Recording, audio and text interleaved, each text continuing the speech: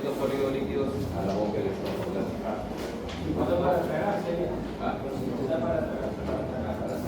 Para pasar, para tragar los alimentos, ¿no? O para que pasen hacia el estómago, porque el trastorno básicamente va a estar en el esófago, ¿no? Entonces, en ese trayecto es donde se va a producir el problema, lo que se conoce como trastorno deglutorio, lógicamente porque al pasar o al intentar pasar el alimento, ahí es donde se va a sentir el problema, ¿no? El adulto mayor se asocia a mortalidad del 45%. Y no solamente porque tenga el problema de la linfagia, ¿no? Sino por las complicaciones que puede ocasionar en el adulto mayor, como son, por ejemplo, el síndrome de aspiración, que ocasiona neumonía o neumonías en el adulto mayor. Desde ahí que con cuadros infecciosos, la mortalidad es alta, ¿no? Por eso es que se considera que la mortalidad en personas de adulto mayor, que la linfagia en el adulto mayor es frecuente. Ese puente puede ser funcional o puede ser por algún problema orgánico, ¿no? Y se prende el 45%, ¿no? Entonces, esas tres fases intervienen en lo que es el proceso de la deglución, ¿no? Uno, la oral, que es voluntaria, ¿no? Cuando ustedes quieren algo, esa fase es voluntaria. Luego está la faringia y la esofágica, esos sí son involuntarios, ¿no? Ya ahí debe de pasar el alimento una vez que ustedes lo degluten, debe pasar el alimento libremente, ¿no? Y cuando se presenta la disfagia, entonces implica que puede ser una alteración anatómica de estas estructuras por donde pasa el alimento, o puede ser también motora funcional, ¿no? O puede ser por algún problema anatómico que haya en ese trayecto, o solamente puede ser funcional, ¿no? Que esté ocasionando eso. En el adulto mayor es frecuente funcional, ¿no? Se clasifica la disfagia tanto en lo que es disfagia orofaringia, que es la dificultad en el pasaje del alimento de la boca al esófago superior, ¿no? Esa es la orofaringia, el esófago superior. Y los líquidos son los que más causan esta situación, ¿no? Pero cuando hay dificultad para pasar líquidos, donde empieza la disfagia, con esa dificultad para pasar los líquidos, y eso ustedes lo detectan o lo llegan a saber cuando el paciente les indica, ¿no? Porque cuando empieza su anamnesis, van a tener que preguntar estos datos para ver qué tipo de disfagia tiene. Entonces, los líquidos son los que precisamente ocasionan esta disfagia orofaringia. Pueden asociarse a enfermedades neurológicas. Dentro de eso, por ejemplo, los pacientes con ACV o con SB, ¿no? Con enfermedad cerebrovascular, son los que presentan este problema y este tipo de disfagia orofaringia. No puede pasar líquidos. Usted ve a un paciente con enfermedad cerebrovascular, empieza a pasar líquidos y va a tener dificultad y comienza a botar el líquido que ha querido ingerir, ¿no? Refiere dificultad para iniciar la deglución. Cuando el paciente le dice que al iniciar la deglución tiene dificultad, o sea que no puede pasar el líquido, entonces ahí ya es este tipo de disfagia, ¿no? La orofaringia. Entonces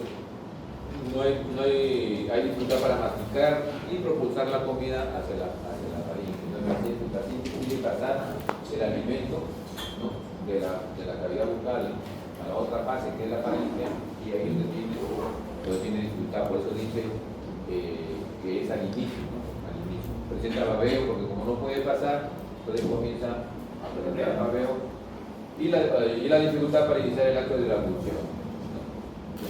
Esta es una de las características de este tipo de disfagia y que nos va a permitir hacer el diagnóstico y ubicar sobre todo dónde está el problema, ¿no? Por supuesto, dice ahí, ¿no? Es la primera pista diagnóstica, ¿no? Cuando ustedes ponen estos hallazgos en el paciente o que el paciente le refiera, van a pensar la primera posibilidad que sea eso, ¿no? Y la disfagia esofágica son lesiones mecánicas obstructivas, ¿no? Cuando ya hay alteración en el esófago, se presenta este tipo de disfagia. O también trastornos motores del esófago. Implica dificultad de pasaje del alimento del esófago, ¿no? Ahí ya pasó el esófago, pero la dificultad está para que pase del esófago al estómago, ¿no? O sea, la porción más inferior es la anterior. Entonces ahí se presenta el problema. Y como está más abajo, no hay regurgitación nasal como sí puede haber en la orofaringe. En la orofaringe a veces cuando no hay pase, ¿no? hacia la faringe, entonces puede haber regurgitación nasal, ¿no? Sobre todo el problema, como les digo, se inicia con la ingesta de líquidos y esos líquidos pueden regurgitarse a través de las fosas nasales, ¿no? puede haber tos o puede haber neumonías aspirativas por desfase hacia las vías respiratorias de este líquido o alimento que no pueden seguir su trayecto, ¿no? El paciente ubica el síntoma en la región retroesternal o epigástrica, ¿no? El paciente mucho le va a decir que la sensación, ¿no?, del tratamiento la tiene en la región retroesternal o en el epigastrio, ahí va a sentir, ¿no?, que no puede pasar el alimento, ¿no? En cambio en lo otro se da cuenta porque no puede tragar el alimento, pero lo tiene en la boca, ¿no? Primero experimenta difagia para los sólidos, ya, a diferencia del otro que es líquidos, ¿cierto? Acá, cuando hay ese problema de la difagia esofágica, primero es con sólidos, y que se va presentando en forma recurrente, ¿no? Y que es progresiva, ¿no? Lógicamente, ¿no? Es progresiva, o sea, sólidos pequeños, de ahí va aumentando el tamaño, inclusive, o el sólido grande, de ahí sólidos más pequeños, para los líquidos, inclusive, ya presentando después, ¿no? Cuando el trastorno es motor, ¿no?, cuando hay una alteración de este tipo, la difagia es tanto para sólidos como para líquidos. Empieza con los sólidos y posteriormente no puede tampoco pasar líquidos. El otro empieza con líquidos, ¿no? Si no puede pasar líquido va a ser difícil que pase. En cuanto a la difagia esofágica, se puede presentar cuando el paciente presenta, por ejemplo, acalasia. Acalasia ya es otro tipo de alteración. Pero ¿cómo define la disfagia? ¿Cómo defines tú la disfagia para que encuentres la diferencia con acalasia? No, o sea, me refiero que si se podría relacionar, porque dice que la disfagia es solamente que es la...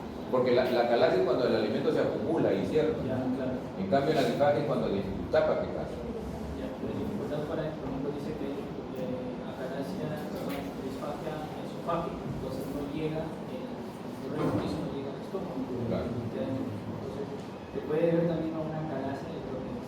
No, es diferente, ¿ya? Porque en la disfagia, como dice ahí, el trastorno es un trastorno motor que impide el pasaje, ¿ya? Que impide el pasaje. En cambio la acalasia no hay ese problema, son dos entidades diferentes.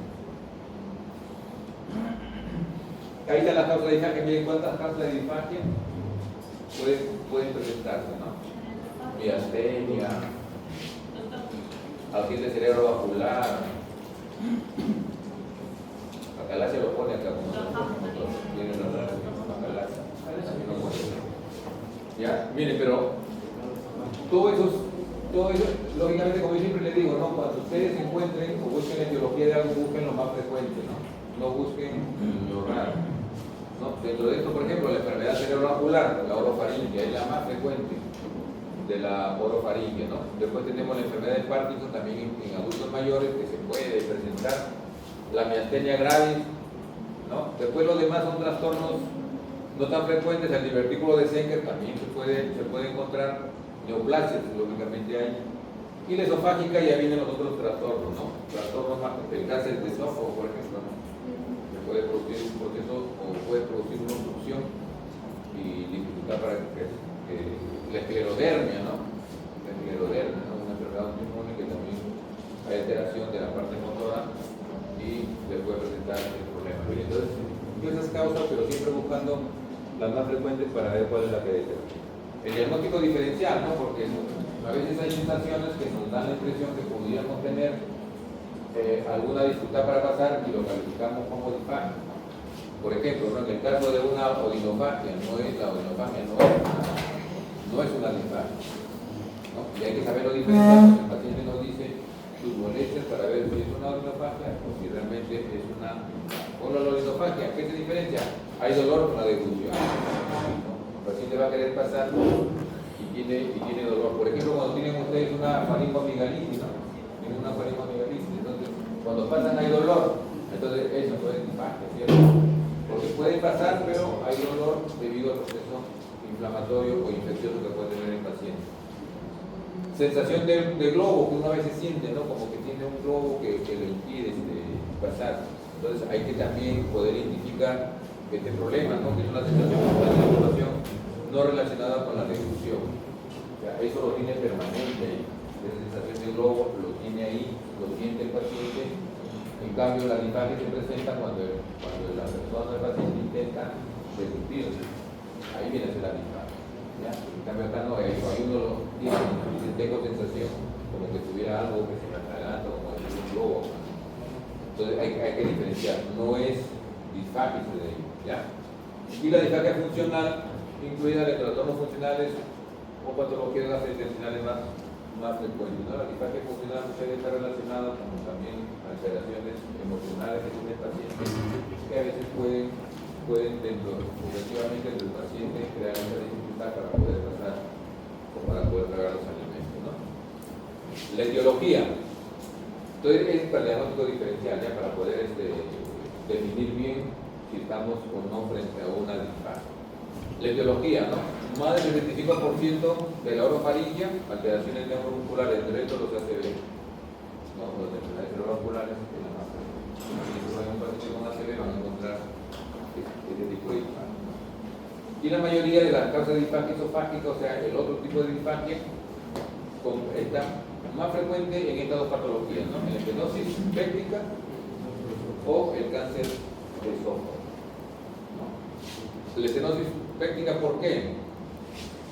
Porque el ácido del estómago lógicamente puede producir una estenosis, ¿no? En la parte distal del esófago y puede producir también dificultad cuando pasa. O el cáncer de esófago, que si bien es cierto no es de los más frecuentes, pero también hay una prevalencia de cáncer de esófago dentro de las neoplasias, de los tumores malignos del tubo digestivo. Y las causas motoras lógicamente pueden ser, dentro de este tipo, pueden ser primarias o secundarias. La primaria, la calasia, ¿no? Que justo mencionabas, que es una causa primaria, y el espasmo esofágico difuso, ¿no? El espasmo esofágico difuso es cuando está alterado todo el esófago, ¿no? Hay, como se dice, una contractura, ¿no? Hay un espasmo del esófago y lógicamente si hay esa alteración motora no va a haber un buen tránsito del alimento para que avance, ¿no? Porque saben que las contracciones musculares a través del tubo digestivo son las que hacen avanzar, ¿no? el bolo alimenticio. En este caso el espasmo difuso no permite eso, ¿no? Y la otra, la secundaria, que es debido a otra patología que tiene, que viene a ser, por ejemplo, la esclerodermia, ¿no? La esclerodermia es una enfermedad autoinmune, ¿no? Del tejido conectivo, donde se presentan alteraciones de este tipo, ¿no? Y puede haber también una disfagia. En el enfoque diagnóstico, ¿no? Como para hacer el diagnóstico, miren, para hacer el diagnóstico, ya saben, por lo que hemos dicho, y poder diferenciar y identificar bien si estamos frente a una disfagia, tenemos que hacer un buen interrogatorio, ¿no? Tenemos que hacer una buena anamnesis, básicamente, en estos casos, ¿no? Por ejemplo, ¿no? ¿Qué tipo de alimentos producen los síntomas? Ya hemos visto, ¿no? ¿Qué alimentos, pues, líquidos, pues, sólidos? Entonces tenemos que identificar eso, ¿no? O si es con ambos, y en qué momento se presenta, cómo es su evolución, desde que empezaron los síntomas, cómo ha ido evolucionando, ¿no? Si ha sido progresiva, si se mantiene, si es estacionaria, ¿no? Eso nos permite identificar la probable etiología que puede tener esta situación, ¿no? La dificultad si es al inicio de la dilución o después de haber reducido el alimento, ¿no? Uno se presenta cuando uno empieza a diluir, hemos visto de que la orofaringe se presenta al inicio de la reducción, pero en otros se presenta después que ya pasó el alimento por el problema que puede haber en el trayecto, ¿no? Crea cierta dificultad y queda esa sensación, ¿no? De la dificultad. Comenzó en forma brusca, ya saben, ¿no? Que hay patologías de enfermedades que se quitan bruscamente, que nos diferencian o que nos diferencian, por ejemplo, de otros cuadros. Una urticaria, ¿no? Una alergia, una urticaria por alergia. Usted está tranquilo y se le aumenta el volumen o se le levantiza el párpado rápidamente, ¿sí, no? Pues ustedes preguntan, porque un cuadro o una patología diferente no puede presentar tan bruscamente, ¿cierto? Ustedes le preguntan, lo primero que van a pensar es la sintomatología que lo acompaña, ¿no? De repente tiene prurito, de repente tiene antecedentes de una atopía o alguna alergia, o tuvo contacto con algo que le produce, se van a dar cuenta de que por eso me dio una parte oral por una alergia. Entonces, lo que se presenta bruscamente a veces es por algo que se ha tenido el contacto. Entonces, aquí también es importante, si es brusco, ya saben de que en el caso de la disfagia es progresivo, ¿no? Por un tratamiento que se presenta de forma progresiva, no es que se presente brusco, salvo que haya algún atragantamiento que dificulte ya de ahí la ingesta, ¿no? de algún líquido o alimento que uno quiera ingerir, ¿no? Entonces, es importante también eso, ¿no? De forma brutal. Donde se siente que se ataque el alimento, ¿no? Ya sea en la red esofágica, el reto external, pues significa que es más baja, a diferencia del orofaringea, que es más alta, ¿no? Es el proceso de... Hay síntomas asociados, puede acompañarse del dolor torácico, de pirosis, dolor por la deglución, regurgitación, las tos, los síntomas que acompañan y que nos permiten diferenciar. Ya cuando vimos, por ejemplo, los procesos sistémicos, sabíamos de que para poder, el dolor torácico era producido por una diversidad de causas, pero los síntomas o signos que lo acompañan, sobre todo los síntomas, nos permiten diferenciarlos, ¿no? Por ejemplo, hay dolor torácico que es un digestivo, pero está acompañado, por ejemplo, está acompañado de intolerancia a algunos alimentos. Nos damos cuenta que el dolor torácico puede estar en esa zona. O sea, acuérdense que un signo o un síntoma no hacen al cuadro, sino que es todo lo que lo acompaña. Que nos puede referir a qué sistema puede estar afectado, pero para poder hacer o para poder plantear un diagnóstico probable, tiene que estar acompañado de otros síntomas. Porque uno dice, no, vengo por dolor torácico, en directo vamos a decir que tienes un infarto. Entonces, hay que ver qué tiene, la edad, comorbilidades, antecedentes, ¿no? Pues tenemos que ver todo eso. Y otro viene, ¿no? Dice, tengo dolor en el abdomen. Vamos a decir de frente pues apendicitis o colecistitis, ¿no? Tenemos que buscar qué otra sintomatología acompaña el cuadro para poder identificar la patología. O sea, un solo signo, un solo síntoma, salvo que sea patognomónico, ya sabemos que es patognomónico, ¿cierto? Ya no les pregunté porque era demasiado fácil, ¿ya? Entonces nos permite identificar el cuadro, ¿no? Cuando es patognomónico, pero cuando no, pues no tiene. También podemos detectar una enfermedad o está apareciendo el paciente de acuerdo al tipo de dolor, porque según el libro de la gente menciona que de acuerdo a cómo tú reconozcas el tipo de dolor al momento que preguntas a un paciente que puede tener dificultad, por ejemplo, por favor de picar, está terminando dependiendo, porque hay diferentes tipos de dolores, tenemos temáticos, muchos son los viscerales, y después también lo tenemos los neuropáticos, ¿no? Y de acuerdo a esta caracterización de los dolores, también se puede determinar qué tipo de, qué es lo que presenta el paciente, solamente con el tipo de dolor, si tú le presentas al paciente cómo es el dolor, si es opresivo, de repente es un dolor que es como eléctrico, ¿no? Puedes ir dando una idea más o menos de qué puede presentar el paciente. Sí, efectivamente, ¿no? Por eso la epidemiología es importante, ¿no? Porque la epidemiología nos permite el estudio de las características de los síntomas, ¿no? Entonces, las características de un síntoma nos puede ayudar a pensar en alguna posibilidad, pero eso es cuando es el cuadro típico. Pero ustedes hemos visto con el caso de infarto, se presenta con dolor de diente a veces, ¿no? Y no es el típico, pero el dolor de diente a veces pensamos en otra cosa menos como un infarto. Pero el típico sí tiene unas características que nos ayudan a pensar en un tipo de patología, pero no siempre vamos a tener pacientes con características típicas. Pero sí es importante que sepamos características de los signos o de los síntomas, prácticamente, ¿no? Para poder ayudarnos en ese sentido, ¿ya? Existen síntomas también, ¿no? Neuromusculares asociados, la disfonía, debilidad, ¿no? Eso nos ayuda a pensar también en otra alteración, en otros órganos que están cercanos, ¿no? Cercanos al lugar general del problema. Si hay pérdida de peso, ya saben, ¿no? Un paciente que tiene disfagia, que no puede ingerir alimentos, que tiene pérdida de peso, que tiene tiempo con ese problema que fue progresivo, ya como una enfermedad crónica, en este caso tipo cáncer, una neoplásica, ¿no? Como causa de la disfagia.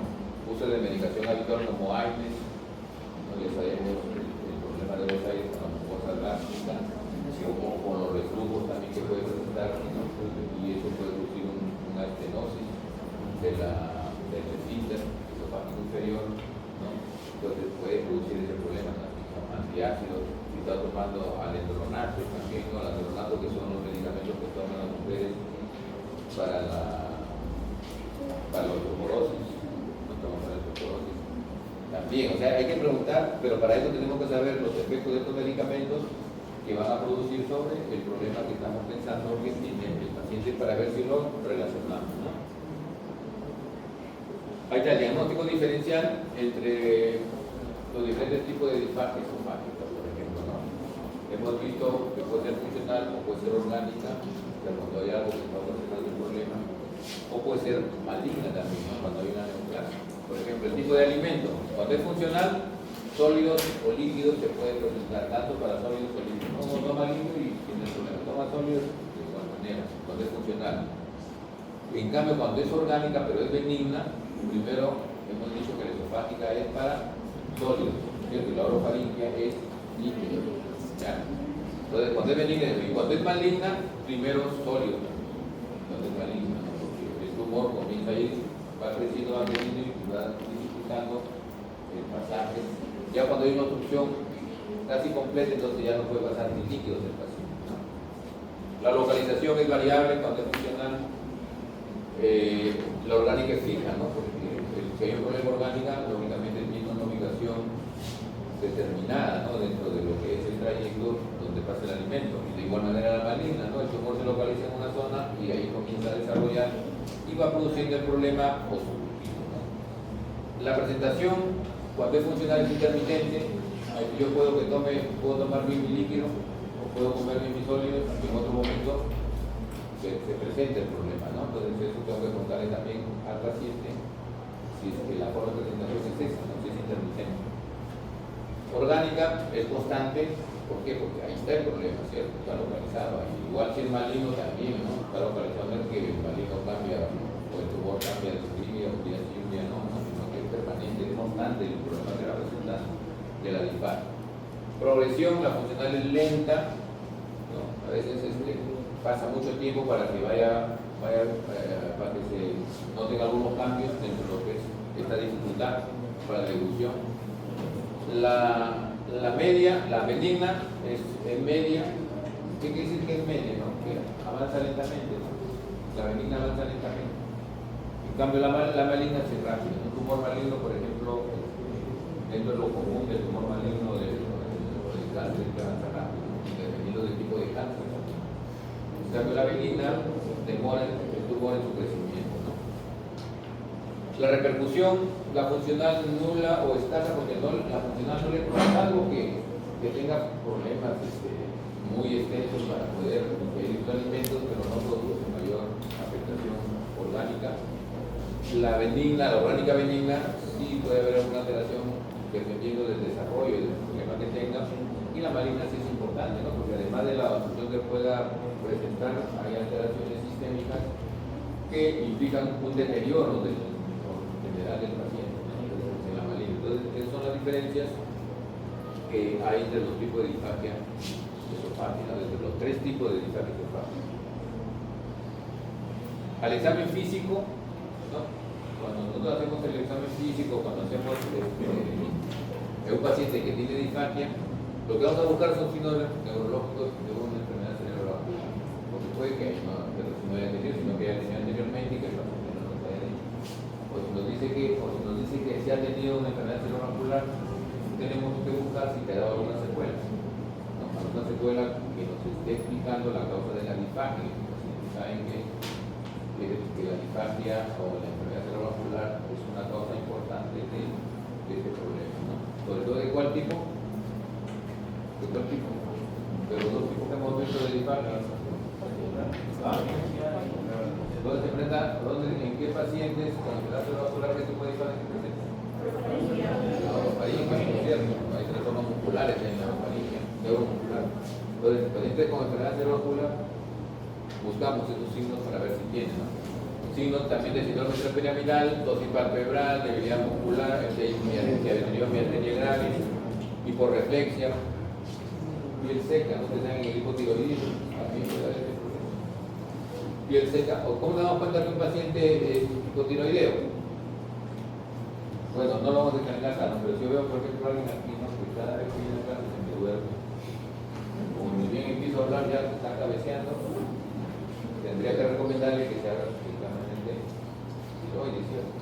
Y si voy todavía se me duerme y veo que tiene la piel seca, tengo razón. Es un hipotiroideo. Y si le toco el pulso, está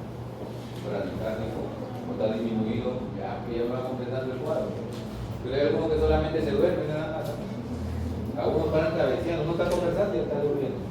Entonces me hace pensar en mucho tiroideo y si tiene problemas de disfagia también puedo pensar que la causa puede estar adenopatías cervicales.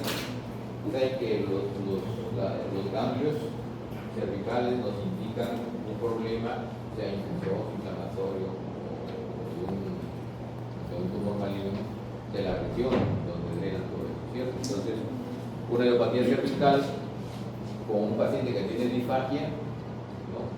Una disfagia del tipo esofágica, nos hace pensar en un cáncer esofágico, ¿qué? Porque es una de las líneas de adenopatía, tengo que buscar la causa de la adenopatía.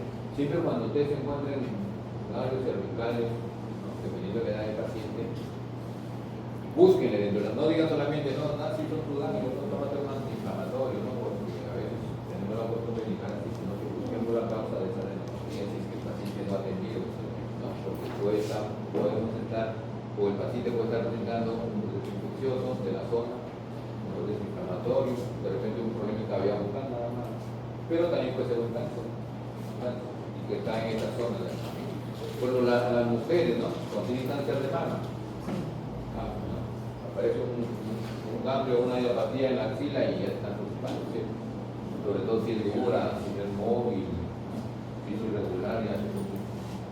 Entonces, los ganglios, acuérdense, es importante el examen, dentro del examen físico general que hacemos, examinar la adenopatía. Telangiectasia, esclerodactilia, en el caso de esclerodermia se presentan estos signos, y la candidiasis.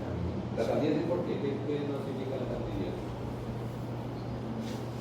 La candidiasis. Pero en este caso, ¿qué tipo de candidiasis sería? La candidiasis oral. Bueno, hay que descartar, hay que examinar si no tiene candidiasis porque puede estar ocasionando un proceso inflamatorio que puede producir dolor, ¿no? Puede producir dolor al querer pasar los alimentos, ¿no? No es que la candidiasis produzca la disfagia, porque sabemos que es diferente, ¿cierto? El dolor al querer pasar los alimentos con la disfagia y el movimiento económico diferente. Y la candidiasis es una infección, pero una infección por hongo, muy bien. Están despiertos por ahí. Ya sé. Porque al delegado no cabeceando.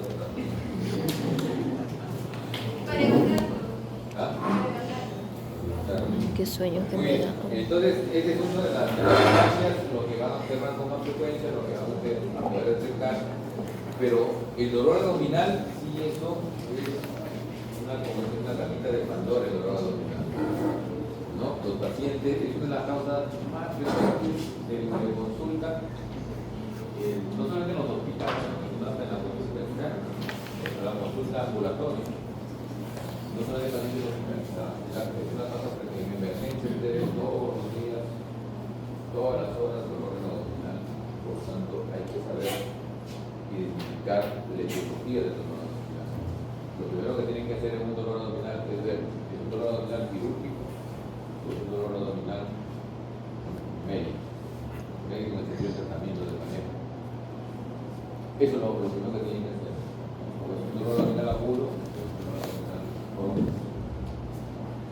dolor abdominal agudo, quirúrgico, y ustedes no logran identificar la causa, el paciente se les complica, puede ser unas complicaciones que muchas veces lo llevan hasta la muerte. Una peritonitis, por ejemplo, si no nos damos cuenta, no es un dolor abdominal agudo, en caso de apendicitis, nos mandamos a él a su casa, caminamos y dicen, son gases o es vesícula, y lo llevamos por vías urinarias, lo mandamos a su casa y cuando corre regresa con peritonitis.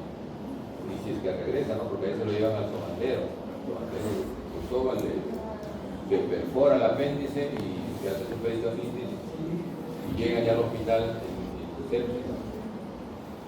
Entonces, este es importante, ¿no? Porque ese es un hecho frecuente, ¿no? Que van ustedes a ver y que tienen que saber diferenciar o manejar. Sus causas son múltiples y abarcan de la enfermedad de caso riesgo a casos muy graves. Miren ese espectro que tienes, algunas leves, ¿no? Algunas que son graves. Pero si algún dolor abdominal que encuentran, una diferente, pero hay que identificar el espectro. A veces llegan meteorismo aumentado, ¿no? Uno a veces le pide hasta ecografía. ¿Qué ¿Qué tal en ecografía? Meteorismo. Pero eso a veces podemos hacerlo, claro que tengamos dudas, pedimos ecografía, pero eso clínicamente podemos diferenciar, ¿no? Pero lo importante, como lo digo, es lo otro, ¿no? Ahí está, ¿no? La fisiopatología, los factores encadenantes, tracción, distensión y estiramiento, ¿no? En el abdomen, de las vísceras, por ejemplo, una distensión puede producir dolor abdominal. Mecanismos isquémicos, ¿no? Isquemia de la mesentérica, por ejemplo, la red que partía con dolor intenso, con dolor agudo, y a veces no identificamos. Sería un dolor de tipo visceral, ¿no? Claro. Dolor en cuanto a mecánica, reacción, distinción, Claro. visceral. Así es. ¿Ya? Entonces, se obstruye a veces la mesentérica y produce un dolor intenso, ¿no? Y a veces nosotros estamos buscando que pueda ser estamos buscando que pueda ser pancreatitis, que pueda ser por el termina siendo trombosis de la mesentérica. Pero aquí nos podría llamar el dolor referido, ¿no? Claro, el dolor referido. Aquí vamos a ver la diferencia entre el dolor referido y el dolor visceral y el dolor parietal, que son los tres tipos que debemos diferenciar para poder identificar la causa, ¿no? Nos puede ayudar a identificar cuál es el problema que puede tener el paciente. Pero lo importante, como les digo, es saber etiología. Si tratamos el dolor como dolor solamente, entonces no estamos tratando el problema y el paciente se nos puede complicar porque pensamos de que no tiene esta patología, ¿no? O también procesos inflamatorios que pueden producir dolor abdominal, ¿no? Ahí está la transmisión nerviosa, donde hay la vía aferente, lógicamente, interviene la médula también, y de ahí ustedes saben que se va hacia el encéfalo para regresar nuevamente a la vía diferente y haré la producción, el mecanismo del dolor, ¿no? Ahí están las diferentes vías que nos ayudan a establecer la producción del dolor abdominal. Ahí está, puede ser de tres tipos, ¿no? De lo que hablábamos, puede ser el dolor visceral, el somático y el referido. Los tres tipos de dolor, ¿no? El visceral se origina en los órganos abdominales que son cubiertos por el peritoneo visceral, ¿no? Imaginen que hay un peritoneo visceral y el peritoneo parietal, ¿no? Entonces, en este caso el dolor es producido, se origina precisamente en estos órganos porque son cubiertos por el peritoneo visceral. ¿Ya? En el abdomen el peritoneo y en el respiratorio ¿qué es? La pleura. La membrana, ¿cierto? La pleura y en el abdomen es peritoneo y en el corazón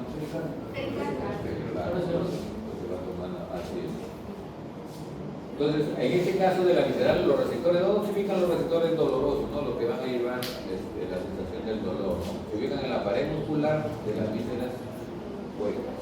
Ahí están ubicadas las sensaciones de dolor y las que van a hacer que el paciente tenga dolor, y también en la cápsula de los órganos macizos. Ustedes saben que los órganos macizos, ¿no? Tienen una cápsula también que es tipo hígado, por ejemplo, ¿no? El vaso, ¿no? Que envuelve ahí, ¿no? Entonces, ahí se ubican los receptores de dolor, ¿no? Y son, lógicamente, para que haya el dolor, como les decía anteriormente en la mecánica, ¿no? Hay estiramiento o hay tracción. Entonces, cuando hay un estiramiento, como están los receptores en esas zonas, van a desencadenar el dolor, ¿no? Por ejemplo, en el caso de la pancreatitis también, ¿no? En el caso de la pancreatitis va a haber dolor precisamente por ese mecanismo, ¿no? En cambio, en el dolor somático se genera en el peritoneo parietal, ya no en el peritoneo que envuelve al órgano, sino el que recubre la pared, el que recubre la pared abdominal. Y entre ellos hay un espacio, ¿cierto? Entre el visceral y el parietal, entre estas membranas, el peritoneo hay un espacio. Y ahí es donde se presenta cuando hay un proceso de la peritonitis, precisamente ahí es donde se agrega el líquido infeccioso. Y el estímulo del dolor somático o problema parietal es inflamatorio, a diferencia del mecánico que es la reacción, que es el estiramiento, ¿no? Porque los receptores están en esas zonas y está el proceso inflamatorio. Por ejemplo, ¿cuál sería parietal? No hemos visto cuál es el sería parietal. Dolor parietal. ¿El dolor de qué? ¿De qué enfermedad?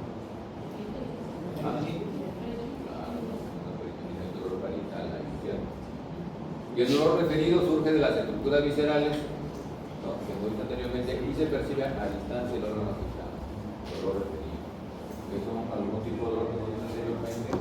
Por ejemplo, dice dolor por un cálculo renal, ¿no? ¿A dónde se refiere? Se refiere en el caso de los varones a los testículos, se refiere acá a la parte de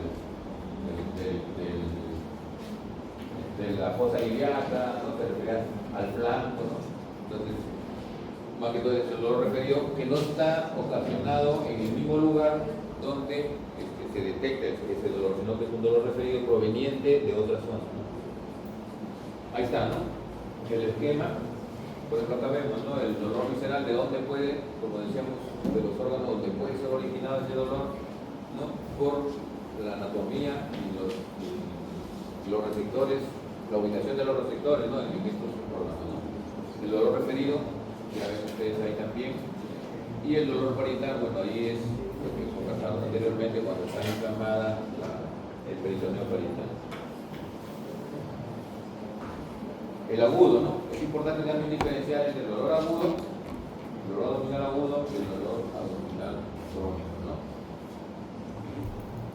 Surge de forma repentina, ¿no? Uno está tranquilo y... Es el que se conoce como dolor rápido. Dolor rápido. Vuelvo a poner un ejemplo en el caso de la litiasis, ¿no?, de la litiasis renal, o de la litiasis de carne, o sea, uno está tranquilo, dolor fuerte, ¿no?, en el caso de la litiasis. ¿Alguien de ustedes ha tenido cálculo renal? Es un dolor intenso. Dicen los que lo padecen de que es más, bueno, usted tampoco ya sabe, pero que es más de un dolor de parto, dicen, en el varón, ¿no? Y en las mujeres el dolor de parto sufren con el dolor, los varones con el dolor tripocólico de la mano. Yo he visto, eso lo hemos visto en emergencia, los pacientes que llegan así, se tiran al suelo por la intensidad del dolor, pero se les presenta de un momento a otro, ¿no? Está caminando y se presenta el dolor de forma rápida, ¿no? Los dolores son dolores agudos, de corta duración y de inicio brusco, ¿no? Su duración menor de 7 días, ¿no?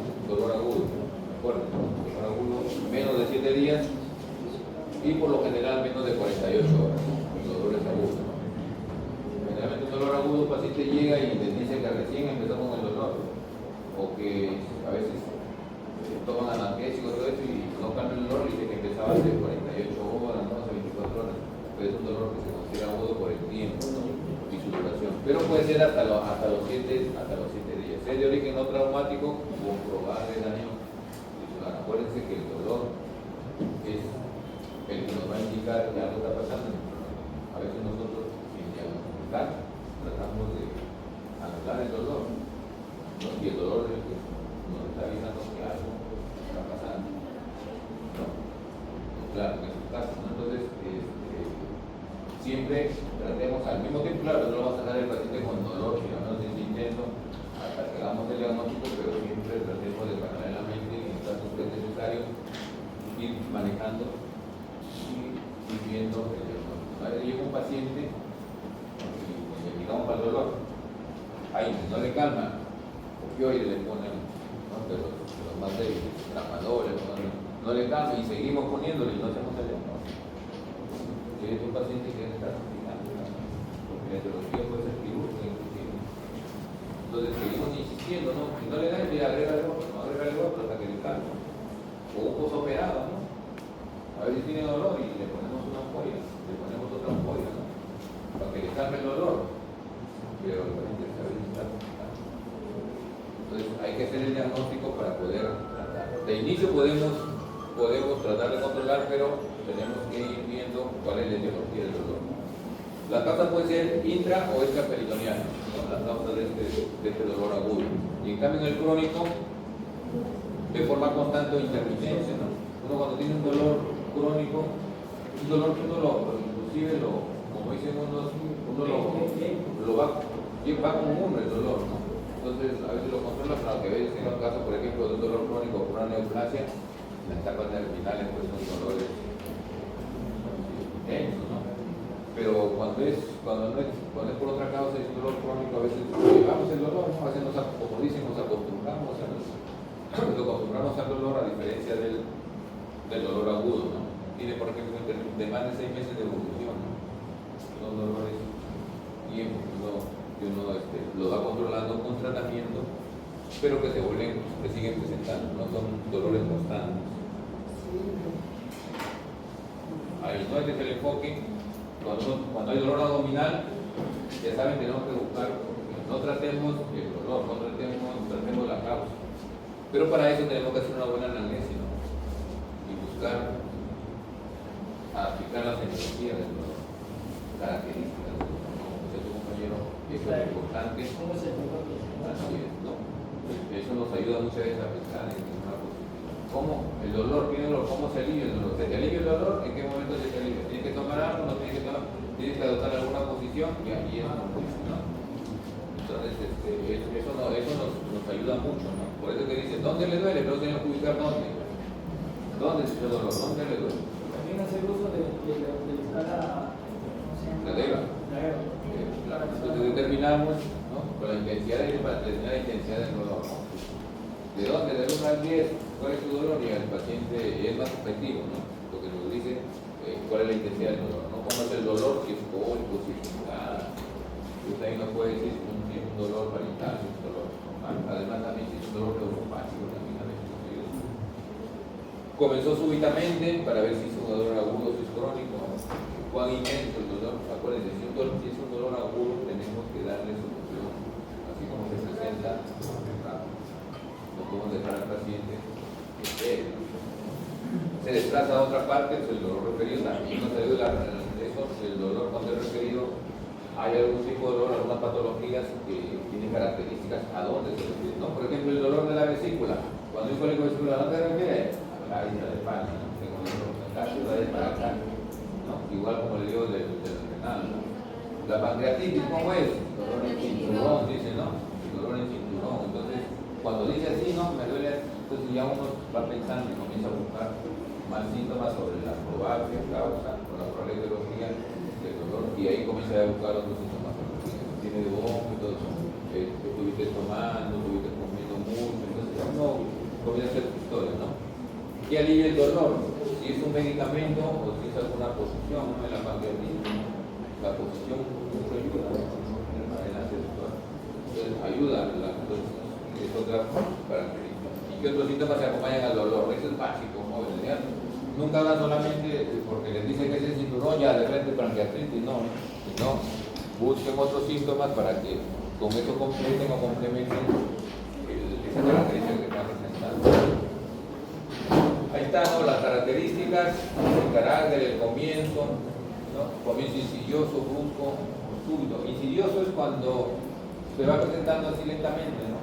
Insidioso, y después ya comienza a incrementarse el dolor. Brusco, ya sabemos, se presenta así estando de un momento a otro. Y súbito también, ¿no? Estamos tranquilos, y súbito es cuando repentinamente presentas el dolor, ¿no? Cuando tú ni esperas ese dolor, ¿no? Ni esperas que tengas el dolor, ¿no? Ahí están factores que lo agravan, ¿no? Los movimientos, ¿no? Cuando se llega con ¿cuál es la peritonitis cuando el paciente llega con una apendicitis ya perforada, ¿no? El paciente llega así, ¿no? Que tú le das así y bueno, está así. Y ahí se dice. Entonces, hay movimientos que nos hacen, ¿no? A veces el paciente se sienta en la cama y le mueve en la cama y siente dolor, ¿no? Es una reacción peritoneal, no se ha dado cuenta ni siquiera. La recurrencia también y el origen, ¿no? Entonces son características que nos ayudan a corregir el dolor. Ahí están las causas intraabdominales, tienen todas las causas. Por eso les digo, ¿no? El dolor abdominal tiene múltiples causas, que a veces dicen, no, es fácil, ¿no? Dolor a la vesícula, dolor acá en el estómago.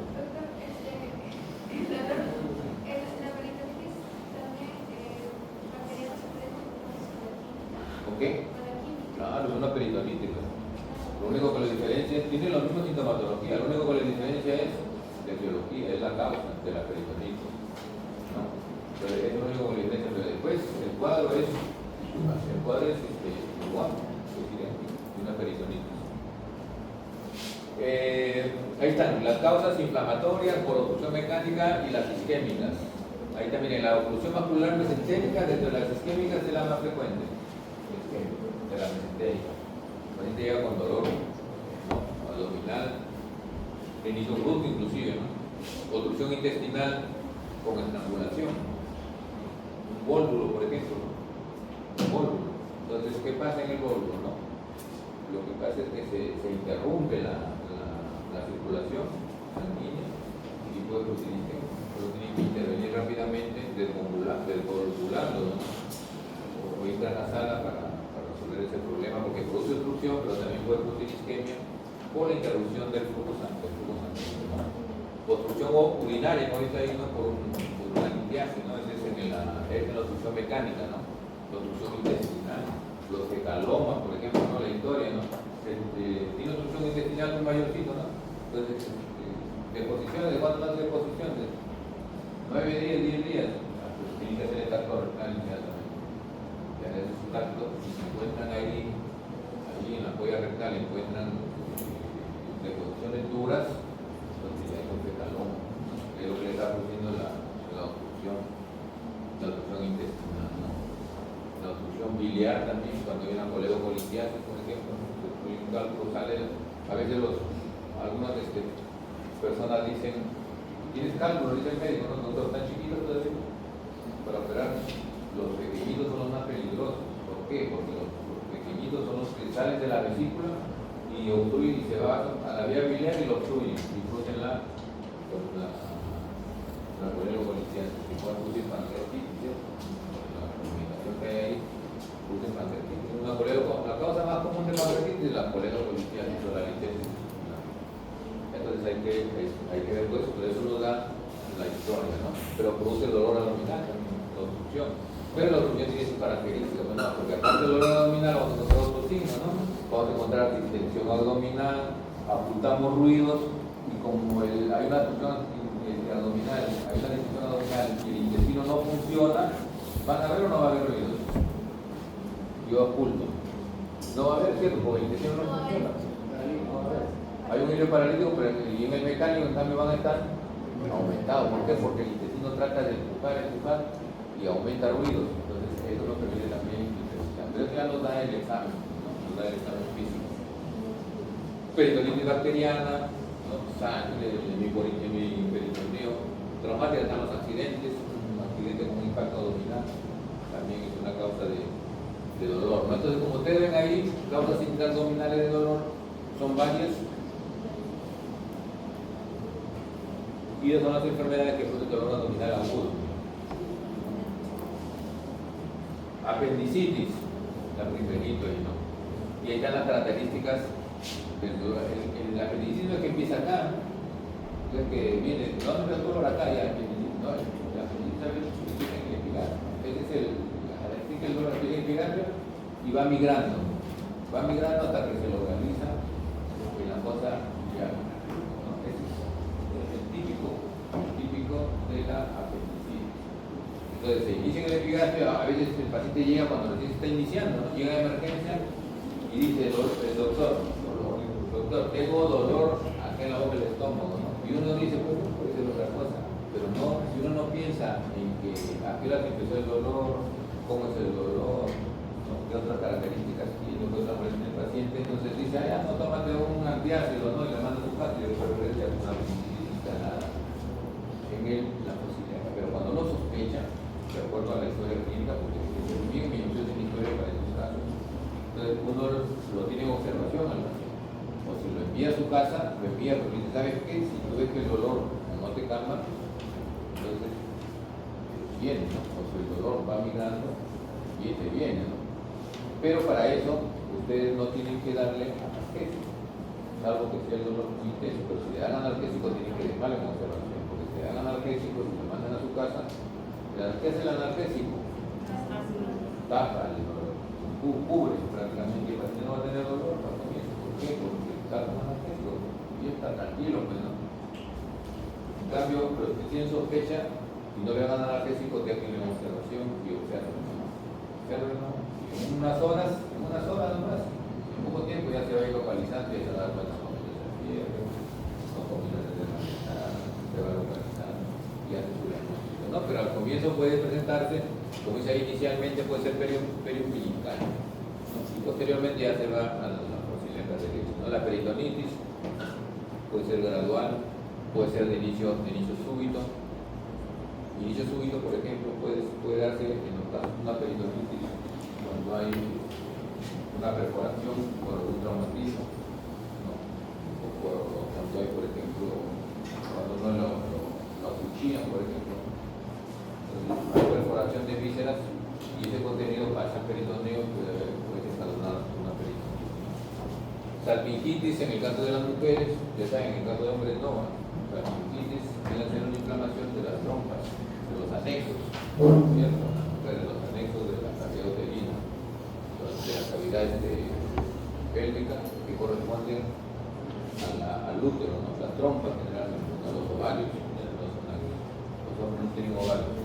La enfermedad inflamatoria pélvica, la diverticulitis, ¿no? Diverticulitis de igual manera en causa de dolor abdominal. Generalmente la más frecuente es en el flanco izquierdo, pacientes que tienen dolor en el flanco. Tiene sus características también porque son pacientes que tienen estreñimiento, son pacientes que el dolor aumenta precisamente cuando ingieren sus alimentos o tienen dificultad para las deposiciones, hacen fiebre muchas veces, ¿no? Y así también úlcera gástrica o duodenal perforada. Son causas entonces de dolor abdominal agudo y en los cuales sí tenemos que hacer el diagnóstico rápido ya. Acá, porque aquí es lo primero, no que tenga peritonitis si no hagamos diagnósticos, ¿no? Que tenga apendicitis, se nos complica si no diagnosticamos. Una colecistitis, una pancreatitis, imagínense que no diagnosticamos una pancreatitis. La colecistitis de repente nos da un poquito más de tiempo porque la colecistitis, pero puede ser que también haga un acceso, puede ser que haga una perforación de la vesícula, entonces tenemos que hacer nuestro diagnóstico porque ustedes saben que la colecistitis, la mayor causa viene a ser la litiasis vesicular, que puede producir colecistitis y tiene que ser operada, ¿no? Algunos dicen, doctor, indíqueme algo para botar la piedrita, ¿no? Ay, pobre, no, indíquenle que tiene que operarse, le calman el dolor y si el dolor le calma, ya señora, programe su operación, pero si el dolor no le calma y es una colecistitis y le siguen dando, pues hacen la sala para que el cirujano ya saque su vesícula, ¿no? Estabiliza, saca su vesícula. Es el tratamiento, ¿ya? Entonces, eso en los cuadros agudos, hay más ahí, miren, ¿no? Obstrucción intestinal, vólvulo. Obstrucción intestinal en un paciente mayor, y ahí llega con una distensión, pues, bien marcada, llegan sépticos muchas veces, ¿no? Por la locación bacteriana que se produce en estos casos, puede producir sepsis. El vólvulo es una emergencia también, ¿no? Que tienen que actuar rápidamente o diagnosticarlo, porque puede producir isquemia, puede producir interrupción del flujo sanguíneo, ¿no? Litiasis biliar, cólico, litiasis renal, gestación ectópica, en el caso de las mujeres, ¿no? Imagínense que venga por dolor abdominal, ¿no? Y le digan, porque el dolor donde es del embarazo ectópico, el lado donde está el embarazo ectópico, generalmente, ¿ya? Que tenga el derecho, la línea está derecho, y ustedes le hacen apendicitis, se mete el cirujano y va a entrar ahí. Tiene que hablar al ginecólogo para comenzar la operación. ¿Ya? Entonces, por eso es que cuando hay un paciente con dolor ya que llega, con dolor en porciliaca, no le hacen el diagnóstico, si tiene sino cuando le apendicitis le ponen apendicitis, ya, pero siempre le preguntan a la mujer, ¿no? ¿Cuándo fue tu última regla? ¿Cuándo tienes antecedentes? Entonces, tiene que para ver si puede ser un ectópico. Y el cirujano no entra hasta que no descarte un problema de un embarazo ectópico. Entonces le pide ya ecografía y todo eso. Y una vez que se descarta lo ginecológico, y el cirujano entra pensando en la apendicitis. Pero el diagnóstico diferencial entra ahí también.